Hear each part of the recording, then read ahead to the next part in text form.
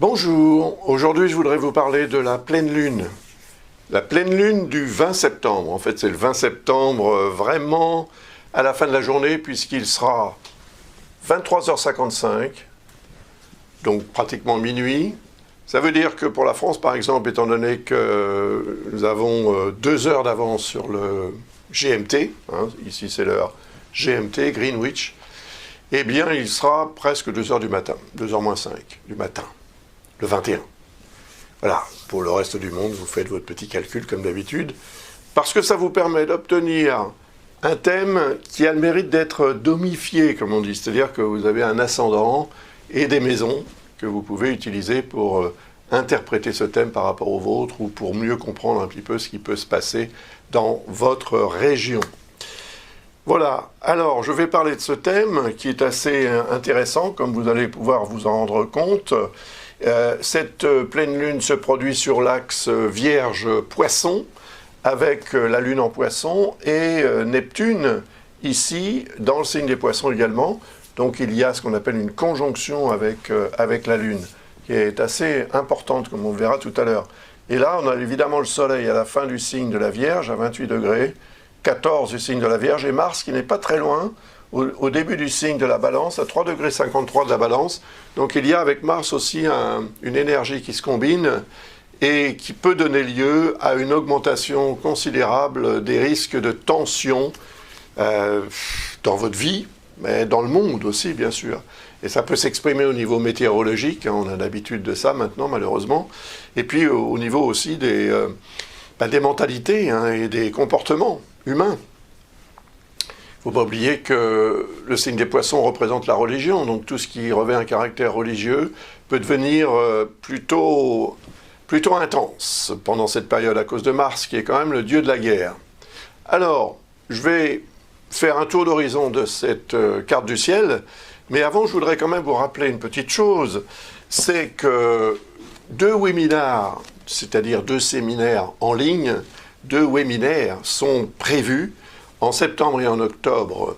Le premier concerne une mise en bouche, si vous voulez, une introduction à la pratique de l'astrologie par Lucas. Vous avez peut-être vu cette vidéo de présentation que j'ai faite avec lui sur Zoom récemment et que j'ai mise en ligne sur cette chaîne YouTube. Donc si vous voulez la regarder pour savoir un petit peu de quoi il s'agit, bien, comme ça vous donnera les informations nécessaires. Il y en a d'autres évidemment sur le site aussi de l'école à Blas que vous trouverez très facilement en simplement visitant cette page d'accueil du site, vous aurez des informations. Alors vous pourrez, si vous achetez ce livre, qui est quand même le cours d'astrologie, c'est un livre de plus de 700 pages, dans lequel j'ai réuni les informations qui m'ont semblé les plus utiles pour permettre à toute personne qui se donne la peine d'aller jusqu'au bout de ce livre et de l'utiliser, je dirais chapitre par chapitre ou leçon par leçon, d'obtenir vraiment un potentiel, une capacité d'analyse des thèmes natals. Évidemment, après, il y a la pratique qu'il faudra prendre en considération. Mais ce livre, donc, si vous l'achetez, eh bien, vous participerez à ce séminaire gratuitement. Il y en a un autre de séminaire aussi, en octobre. Là, il s'agit de la reprise du mouvement direct de Jupiter, de Saturne et de Pluton, en Verseau pour les deux, Jupiter et Saturne, et en Capricorne pour Pluton. Et ce que ça veut dire, en fait, qu'est-ce que ça peut apporter au monde dans son ensemble, et puis individuellement aussi, à quoi ça correspond, si vous voulez, cette énergie de reprise. C'est ça que le mouvement direct représente, la reprise. Donc une reprise en marche avant, alors que la rétrogradation représente un moment plus ou moins de stagnation, d'attente, de préparation, de gestation, en quelque sorte. Donc les énergies sont mises en stand-by et elles reprennent de la force à partir du moment où les planètes reviennent en mouvement direct. Lucas vous expliquera le phénomène de rétrogradation et de mouvement direct, évidemment, et il vous expliquera aussi ce que vous pouvez en déduire pour vous et d'une façon générale. C'est intéressant parce que ce sont des phénomènes quand même particulièrement importants, forts, puissants en termes d'énergie. De même, si vous vous procurez ce livre, Les transits planétaires en astrologie prévisionnelle, que j'ai publié sur Amazon également, eh bien, vous participerez à ce séminaire gratuitement. Pour les informations à ce sujet, visitez le site, encore une fois, de l'École Ablas, et vous aurez toutes les informations. Par contre, il n'est pas utile de m'envoyer dans un premier temps la preuve d'achat de l'un ou l'autre de ces deux livres, parce que dans le formulaire d'inscription au séminaire, j'ai prévu un moyen de charger sur ce formulaire cette preuve d'achat. Donc si vous ne pouvez pas le faire, vous me l'envoyez par email, mais si vous réussissez à le faire, à ce moment-là, je recevrai tout en même temps et ce sera autant de temps de gagner. Voilà. Donc à très bientôt pour ce séminaire. Si vous souhaitez y participer, vous serez évidemment bienvenus. Donc ce thème, la pleine lune, c'est un moment fort, la pleine lune, parce que l'énergie de la lune est à son paroxysme, on peut dire. C'est le moment où le soleil l'éclaire de plein fouet et reflétant sa lumière solaire, qui est modifiée en fait par la structure même de la lune, eh bien l'énergie va avoir une influence, comme on le sait, sur les marées, sur la culture et sur nous, sur tous les êtres vivants en fait, tous les êtres qui sont plus particulièrement chargés en eau. Le corps humain, c'est quand même 70%, voire plus, d'eau. Et le cerveau, c'est encore davantage, c'est près de 90%. Donc, il y a des phénomènes de marée qui se produisent en nous. Et ces phénomènes de marée ont une influence, évidemment, sur le plan physiologique, ça c'est clair et net, et également sur le plan psychologique. Et c'est cette influence, donc, qu'il faut prendre en considération, parce que lorsque une pleine lune se produit de cette manière, ici nous avons quand même un signe d'eau, le signe des poissons, c'est un signe d'eau, à côté de Neptune qui représente le signe des poissons et qui est en poisson depuis 2012, qui y sera jusqu'en 2026, ça augmente considérablement l'énergie eau. D'autant plus que si Neptune représente ce signe, les poissons, il est très puissant dans ce signe. Donc il est probable que cette période de pleine lune soit marquée encore une fois par des incidents météorologiques reliés à l'eau, d'une manière ou d'une autre. Voilà. Alors, il y a l'élément terre qui est en face, il est représenté par le signe de la Vierge, qui est un signe de terre. Donc, la terre et l'eau se mélangent, c'est vrai. Mais jusqu'à un certain point, s'il y a beaucoup plus d'eau que de terre, vous allez avoir une espèce de mélange très, très liquide. Et c'est peut-être ce qui peut se produire.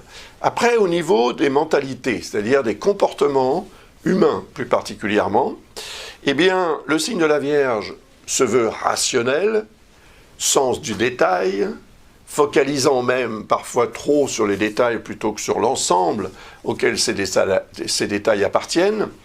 Et en face, on a le signe des Poissons qui, lui, est plutôt léger, c'est-à-dire c'est aussi le signe qui représente l'immensité spirituelle, l'immensité céleste, l'immensité de l'univers.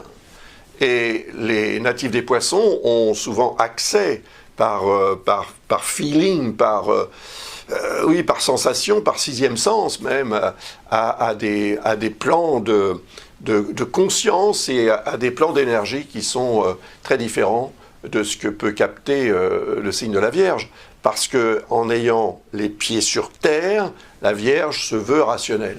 Et ce rationalisme empêche parfois une ouverture sur le grandiose. Mais ça n'est pas évidemment valable pour tous les natifs de la Vierge. Mais en même temps, les natifs de la Vierge, vu qu'ils ont cette polarité poisson, c'est le signe opposé en fait, il y a un côté poisson chez le natif de la Vierge, il y a un côté Vierge chez le natif des Poissons, donc il y a quelque chose qu'on va chercher chez l'autre ou qu'on va chercher ailleurs parce qu'on ressent ce besoin comme un manque en quelque sorte. Et donc l'opposition Soleil-Lune, quand elle se produit sur cet axe, intervient sur le degré de capacité accrue à en fait ne plus véritablement, bien qu'on ait quand même les pieds sur terre, avoir peut-être aussi davantage la tête dans les nuages, comme on dit, c'est-à-dire être plus relié aussi à l'immensité que simplement connecté à l'élémentaire et au rationalisme. C'est bien d'être objectif, d'être rationnel, mais il faut aussi se laisser porter parfois, se laisser emporter même par ses propres sentiments et émotions et autres. Et les émotions, d'ailleurs, elles sont représentées par la Lune. Et ça peut représenter aussi une période au cours de laquelle le fondamentalisme religieux, relié à un dogme, à des théories qui seraient plus reliées donc à l'énergie du signe de la Vierge, qui est là justement pour mettre en structure, pour structurer, pour mettre en place, pour mettre en ordre des valeurs qui sont reliées à des croyances plus ou moins mystiques, spirituelles ou autres. Et on n'a pas très loin de ça, on a Mars quand même, qui est le dieu de la guerre.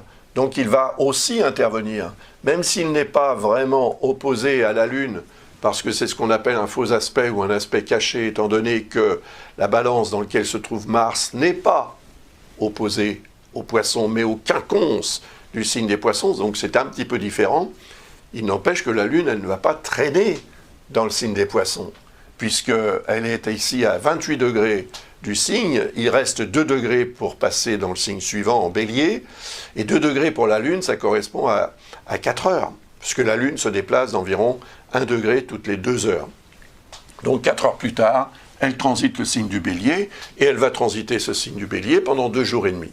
Et pendant ces 2 jours et demi, donc, il est possible qu'une intensification des tensions dans la relation entre justement l'aspect rationnel de la vie et l'aspect spirituel, on peut dire, ces tensions peuvent devenir une source de préoccupation intense dans certaines régions du monde, encore une fois. Et puis, et chez certaines personnes plus que d'autres. Et on a Chiron ici. Chiron en Bélier, c'est tout ce qui a trait à la santé. Donc la santé peut devenir aussi une source de questionnement et de prise de position. Mars représente ces prises de position, la capacité qu'on a à prendre position par rapport à ce que l'on croit. Les croyances sont représentées par Neptune, par rapport à notre émotionnel aussi, qui est représenté par la Lune, par rapport à nos convictions personnelles, par rapport à notre éducation et à tout un tas d'autres choses. On a Mercure également en Balance, vous voyez, il n'est pas très loin quand même de Mars. Mercure, c'est notre mental, notre intellect, et il va tourner assez intensément pendant cette période. Donc, il est probable que cette période soit aussi marquée par la nécessité, le besoin de se débarrasser, quelque part, de ce qui n'a plus lieu d'être. Donc, c'est le dernier signe du zodiaque, le signe des Poissons. Le premier signe, c'est le Bélier. Et le signe des Poissons, donc, par définition étant le dernier signe du zodiaque, représente aussi l'avant-premier cycle. Donc la période dite de gestation, si on compare à la naissance par exemple, qui sera représentée par le Bélier, eh bien la maison 12, qui est reliée au 12e signe, le signe des Poissons, représente la période de gestation. La période au cours de laquelle le fœtus se prépare et devient un être humain à part entière, jusqu'à la naissance. Et ensuite, il continue d'être un être humain, de préférence.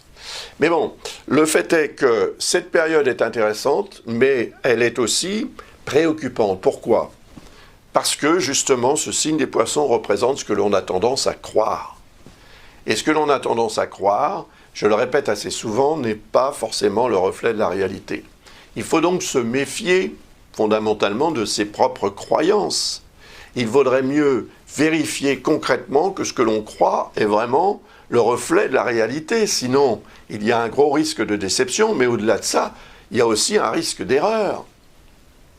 Et les erreurs commises peuvent avoir des répercussions pendant très longtemps. Donc cette pleine lune met l'accent sur cette réalité. Faire attention de ne pas se trouver, si vous voulez, en oscillation entre le rêve représenté par le Poisson et la réalité représentée par la Vierge. La Vierge est en quête de réalité. C'est un personnage, la Vierge, qui se veut réaliste et qui se veut rationnel et terre-à-terre, objectif, etc. Qui ne l'est pas nécessairement d'ailleurs, mais qui se veut. Donc qui fait une recherche de ce point de vue-là. et qui s'y attellent à cette recherche, en focalisant sur certains détails importants. Mais de l'autre côté, il y a cet appel, en fait, de l'univers, de l'immensité, qui est, c'est vrai, pleine aussi de découvertes et de choses très intéressantes. Donc, il va falloir faire un travail pour trouver le juste milieu. Ne pas se laisser emporter dans des poussées lyriques et des croyances inutiles, et ne pas non plus rester cloîtré dans son univers ou dans sa bulle, sous prétexte qu'on la considère comme étant la plus rationnelle et la plus juste et la plus sécurisante également. C'est la zone de confort quand même, mais elle peut très bien ne pas être particulièrement confortable. Donc tout cela va dépendre de chacun d'entre nous, en fait, pour que cette synthèse puisse être une source d'amélioration de la vie de tout le monde. Donc on s'y met tous et on obtient un résultat global qui aura une influence bénéfique sur le monde entier. Par contre, lorsque la Lune va transiter en Bélier, étant donné qu'elle va rejoindre Chiron le 22 septembre, elle met l'accent pendant 2 jours et demi quand même sur l'aspect santé. Et c'est vrai qu'il faut quand même faire attention de ce point de vue-là.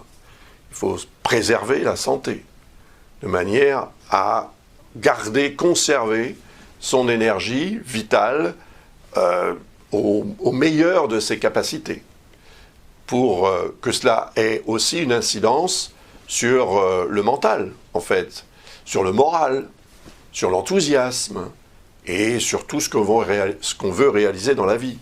Donc c'est intéressant ce transit, et en même temps, c'est un transit qui, parce qu'il va renforcer un effet de quinconce avec Vénus, peut devenir une source de questionnement et de tiraillement, d'hésitation. Vénus représente ce qu'on aime, ce qu'on a envie d'avoir, parce qu'on est attiré par quelque chose qui s'appelle le désir. Et fatalement, le désir peut aussi avoir une influence sur notre capacité à voir les choses telles qu'elles sont. Et là, il faudra se poser quelques questions, parce que cela peut avoir des répercussions sur, effectivement, l'état de santé de tout un chacun. Moral, mais aussi peut-être physique. Donc, on est quand même dans une période où il faut faire attention au corps. Et en faisant attention, en faisant preuve de réalisme aussi, plutôt que d'impulsivité, parce que la Lune en Bélier va être soumise à l'énergie de Mars, comme on l'a vu tout à l'heure, puis elle sera soumise à l'énergie de Mercure, parce qu'elle va former une opposition avec Mercure. Ça risque de produire des malentendus. La communication passera moins bien. Il peut y avoir aussi des choses qui vont être révélées qui seront gênantes, des réalités, des vérités qui sortiront et qui ne seront pas forcément agréables, ni pour vous, ni pour moi, ni pour peut-être le monde entier. Il y a probablement aussi, on aura beaucoup à apprendre pendant cette période. Les nouvelles sont représentées par Mercure. Et en même temps, Mercure représente aussi notre besoin de communiquer avec les autres, donc de nous rapprocher des autres, et notre besoin de rencontrer les autres. Donc c'est les déplacements, c'est les mouvements et c'est les contacts qu'il faudra effectivement considérer comme étant une possible source de perturbation à la fois émotionnelle parce que la Lune est là, mais également peut-être de conflits à cause justement de manque de compréhension ou de risque de malentendu représenté par cette opposition. On a aussi, avec Mars et Mercure en balance, l'aspect justice des choses. Ce qui est juste, ce qui n'est pas juste, ce qui est injuste, peut devenir une source de motivation, de réaction, parfois très intense, musclée, conflictuelle. On n'est pas d'accord avec l'autre et on l'exprime. Ou l'autre n'est pas d'accord avec nous et il l'exprime. Donc ça revient au même. On est en confrontation. Ça peut être intéressant, une confrontation, parce que ça permet d'évoluer aussi si un dialogue s'instaure. Mais la difficulté, lorsque la Lune intervient, c'est l'émotionnel. Donc les émotions, c'est vrai qu'elles ont tendance à produire une modification, une distorsion des capacités de réflexion et d'analyse rationnelle. À vous de juger et à vous de gérer aussi, surtout. Mais en tous les cas, sur le plan global, également sur le plan donc mondial, il est probable que cette période de 2 jours et demi soit marquée par des moments forts, des conflits, des incidents, des accidents si peut-être, et des choses qui ne seront pas forcément très agréables. Et en même temps aussi, il y a cette notion de révélation qui va s'intensifier. Elle va s'intensifier. Alors là, on a un passage de la Lune sur Uranus, mais ça va surtout s'intensifier quand la Lune va arriver sur le nœud nord et sur la Lune noire le 26 septembre. Mais avant ça, elle va effectivement passer sur la position d'Uranus. C'est le changement, Uranus. Qu'est-ce que vous voulez changer dans votre vie? Question. On veut tous changer quelque chose, que ce soit un meuble, un bibelot, ou bien une façon de vivre, un lieu de résidence, voilà, tout un tas de choses. Mais est-ce que vous pensez pouvoir effectivement, spontanément et sans problème changer ce que vous voulez changer? Si c'est important, si c'est une petite chose, peut-être. Mais si c'est important, si ça concerne la situation actuelle, votre situation, et ce que vous voulez en faire. Et la notion de libération qui est représentée par Uranus aussi. C'est ouvrir la cage pour partir à l'aventure et se sentir libre en fait d'évoluer dans le monde comme on en a envie. C'est pas encore tellement d'actualité, n'est-ce pas? D'ailleurs, on a cette dissonance avec Saturne ici, cette quadrature de Saturne qui est dans le signe d'Uranus d'ailleurs en Verseau et qui bloque. Ce sont les restrictions, ce sont les réalités en fait qui nous empêchent de cette libération, cette liberté qui est représentée par Uranus et qui nous empêche de changer véritablement. Pourtant, on doit changer. C'est impératif, c'est comme ça. Il y a le monde d'avant et le monde d'après, comme on dit. Et là, on est évidemment sur le point de s'engager dans ce monde d'après. Mais ça se prépare, voilà. Et Saturne représente en fait la patience dont on doit faire preuve, et l'organisation aussi, le sérieux et le rationalisme, donc l'objectivité dont on doit faire preuve également pour que ce changement représenté par Uranus puisse se réaliser dans les meilleures conditions. On a une opposition de Vénus aussi qui est également en dissonance avec Saturne, et ça peut produire quelques déceptions amoureuses, par exemple, pour certaines personnes, et cela produit également une augmentation de l'émotionnel par rapport aux sentiments. Alors, il faut savoir, les sentiments produisent des émotions, c'est normal, mais une émotion forte, elle peut aussi produire un sentiment. Vous pouvez très bien développer un sentiment pour quelqu'un qui a une belle histoire, qui vous a touché émotionnellement. Mais on sait que les émotions, par définition, c'est éphémère. Donc, que va devenir le sentiment lorsque l'émotion aura quitté votre espace intérieur? Question. Parfois, c'est très compliqué, surtout si on s'engage sur la base de ce sentiment qui est né d'une émotion qui va, à un moment donné, disparaître. Et elle va disparaître beaucoup plus vite que les sentiments ne disparaissent. Donc, qu'un sentiment produise une émotion, c'est normal. Et les émotions, elles vont, elles viennent. Mais qu'une émotion produise un sentiment ou détériore un sentiment, là, c'est moins normal. Et ça peut devenir très préoccupant quand il y a ce genre de configuration, parce que Uranus représente ce que vous avez envie de changer, Saturne représente ce que vous ne pouvez pas changer, et Vénus représente ce que vous avez envie, besoin, ce que vous désirez dans la vie, en général, par des remises en question et par aussi une réalisation de vos besoins, que ce soit sur le plan affectif, c'est toujours de toute façon avec Vénus en rapport avec quelque chose ou quelqu'un que vous aimez. Donc il y a une notion d'amour ou de désir, que ce soit charnel ou que ce soit autre chose. Le fait est qu'il y a ce tiraillement, cette configuration représente une contrariété possible dans la capacité à gérer le changement comme il se doit.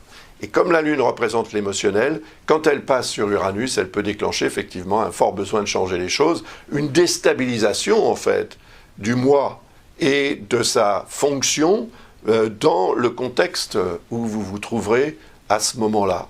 Donc, vigilance aux alentours du 24 septembre, lorsque la Lune sera dans le signe du Taureau, parce qu'elle alimente aussi l'énergie de Vénus, vu que le signe du Taureau est le signe de Vénus, donc elle alimente le désir. À vous de voir ce que vous ferez de ce que je viens de vous expliquer quand vous serez dans cette situation. Ou si vous sentez que vous allez l'être, là, ça se prépare, c'est encore mieux. Le fait est que vous pourriez le sentir d'ailleurs, ou en prendre beaucoup plus conscience, lorsque la Lune passera ici en Verseau, et ce sera environ 5 jours avant la pleine Lune. Donc, ensuite, la Lune va atteindre la longitude de cette petite chose-là, c'est le nœud lunaire nord, et de la Lune noire. Donc c'est l'élite moyenne, et c'est nœud nord moyen également. Donc, le fait est que lorsque la Lune va arriver à cet endroit du zodiaque, elle va déclencher l'énergie de cette conjonction. La Lune noire représente ce qu'on ne sait pas, ou ce qu'on ne veut pas savoir, ce qu'on cache, ou ce qu'on nous cache. C'est ce qu'on ignore, c'est l'inconnu, c'est la zone d'ombre en fait. Et il y en a des zones d'ombre, n'est-ce pas, depuis quelque temps, dans la gestion de ce qui se passe dans le monde. Il y en a des zones d'ombre, on se pose des questions. Donc, plus ou moins, selon tout un chacun évidemment. Mais le fait est quand même que la Lune, passant à cet endroit du thème, va, par sa clarté quand même un peu clair-obscur, si on veut, mettre en lumière, mais c'est une lumière pas forcément très très brillante, certaines zones d'ombre. Et comme le nœud lunaire nord représente ce vers quoi on doit tendre dans la vie, il est évident qu'on va avoir tendance à tendre vers ça. On va vouloir tendre vers ces zones d'ombre, vers cet inconnu, vers ce qui n'est pas clair, vers ce qui est caché. On va vouloir découvrir. C'est notre nature un petit peu aventurière qui peut se manifester là, et inquisitrice également, parce que ça peut alimenter aussi toutes sortes de réponses à toutes sortes de questions qu'on se pose depuis très longtemps. Plus ou moins longtemps, selon évidemment la vie de tout un chacun. On a ici ce qu'on appelle un trigone, c'est-à-dire un très bel aspect avec Saturne, qui représente la réalité.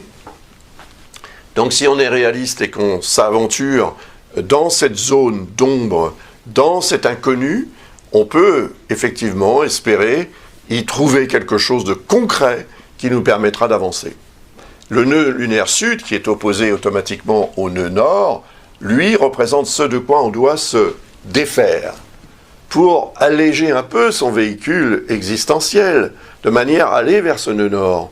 Et c'est sûr que si vous partez par exemple en voyage avec une voiture hyper chargée, en toutes sortes de choses, des bagages et autres choses que vous emportez, elle va s'alourdir et elle peut peiner davantage pour continuer à rouler à la même vitesse sans surchauffer, peut-être même tomber en panne.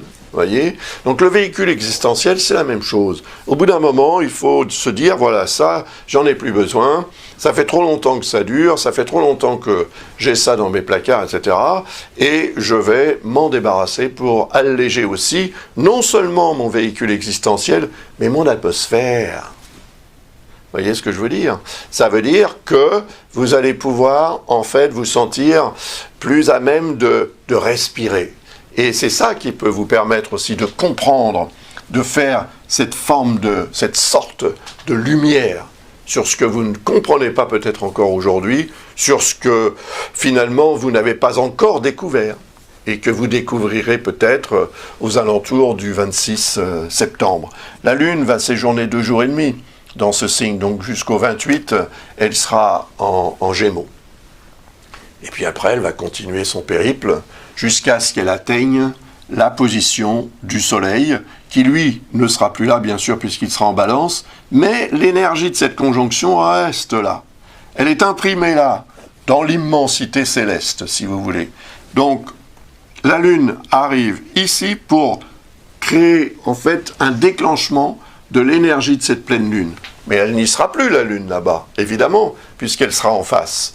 Donc, ça veut dire qu'il y a une sorte d'inversion des rôles, et la Lune arrivant à la longitude du Soleil prépare d'ailleurs la nouvelle Lune, qui aura lieu le lendemain, le 6 octobre, à 11h07 GMT toujours, à 13 degrés 25 du signe de la Balance. Donc le Soleil aura évolué jusqu'à 13 degrés 25 et la Lune va finir par le rattraper assez facilement. Mars sera toujours évidemment dans les parages. Il y aura donc une conjonction Soleil-Mars dans le thème de la nouvelle Lune du 6 octobre. Et c'est représentatif quand même de quelque chose d'assez puissant. Je vous en parlerai évidemment quand je ferai la vidéo pour cet événement, quand nous en serons à la pleine lune, puisque je fais toujours les vidéos environ 2 semaines en avance, pour que vous ayez le temps de vous préparer à ce que je vous explique. Et on voit ici quand même qu'il y a de très beaux aspects avec Saturne et avec Pluton, qui laissent supposer quand même que si on fait preuve de réalisme, de patience, Saturne c'est quand même le facteur temps. Donc si on respecte le facteur temps, et si on accorde du crédit au temps aussi, si on fait confiance au temps qui passe, sans nécessairement s'asseoir sur une chaise en attendant que ça se fasse, non, mais en faisant les choses patiemment et avec le maximum d'objectivité, de rationalisme et de sérieux, vous allez faire un super travail. Et ce super travail, même s'il prend plus longtemps qu'un travail bâclé, aura évidemment un effet et un résultat qui sera beaucoup plus intéressant et beaucoup plus enrichissant également.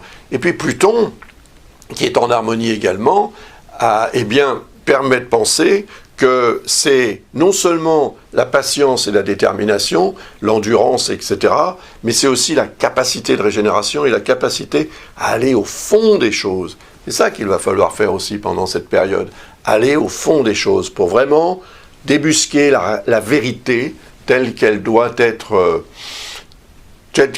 perçue, telle qu'elle doit être reconnue, telle qu'elle doit être partagée également.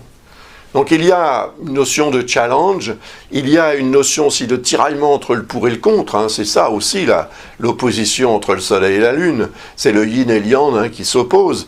Après, et la Lune évolue, le Soleil reste cette énergie yang, ça il n'y a pas de doute, la Lune avec son énergie yin, elle transite autour du zodiaque et elle diffuse un petit peu son énergie yin dans les signes qu'elle traverse et sur les éléments qu'elle rencontre, comme on vient de le voir, avec Chiron, avec Uranus, et avec ces fameux nœuds lunaires Nord et Lune Noire. Donc là, il y a un moment, à mon avis, de révélation, d'autant plus qu'il y a aussi un phénomène de trigone, même s'il n'est pas tracé, entre le signe de la Balance et le signe des Gémeaux, où se trouve Mercure, qui est la planète des Gémeaux. C'est la communication, Mercure, c'est les nouvelles. C'est tout ce que vous pouvez lire, ce que vous pouvez entendre. C'est ce que votre mental, votre intellect vous permet de comprendre. Tout ça, c'est Mercure, et de partager aussi avec les autres. Donc il y aura évidemment aussi des choses qui seront dites, qui seront écrites, et qui permettront de comprendre. Et tout cela, dans cette énergie balance, Mars et Mercure sont en balance, la justice. Donc il y a quelque chose aussi de très important de ce point de vue-là qui va s'organiser pendant cette période et qui va probablement se réaliser lorsque la Lune atteindra en fait la position du Soleil au moment de la nouvelle Lune du 6 octobre. Mais je vous rappelle qu'il y aura cette conjonction Soleil-Mars et que cette conjonction Soleil-Mars sera automatiquement opposée à Chiron en Bélier, et que ça représente aussi une configuration très intense que j'analyserai dans la vidéo que je ferai à cette époque. C'est-à-dire au moment de la pleine lune, aux alentours du 20 septembre, je ferai la vidéo pour le 6 octobre. Voilà. En attendant, je vous remercie de votre attention, de votre intérêt pour mon travail et de votre confiance également. Je vous donne rendez-vous donc pour ces webinaires si ça vous intéresse. Et puis aussi, je vous rappelle ces 2 livres. J'en ai également publié un autre récemment, pas plus tard qu'il y a une journée, c'est-à-dire hier, dimanche, sur Amazon. Il s'agit d'un livre sur l'influence de Chiron et Vesta en astrologie. Il avait déjà été publié auparavant, mais je l'ai remanié complètement. Et donc j'y ai ajouté certaines choses importantes que vous allez pouvoir découvrir si ces 2 astres vous intéressent dans l'interprétation astrologique, je trouve qu'ils apportent un plus très très intéressant. Voilà, je vous remercie, à bientôt, je vous souhaite avec beaucoup d'avance une très belle pleine lune et d'abord une belle nouvelle lune puisque ce sera demain. Nous sommes aujourd'hui le 6 septembre. Au revoir, à bientôt.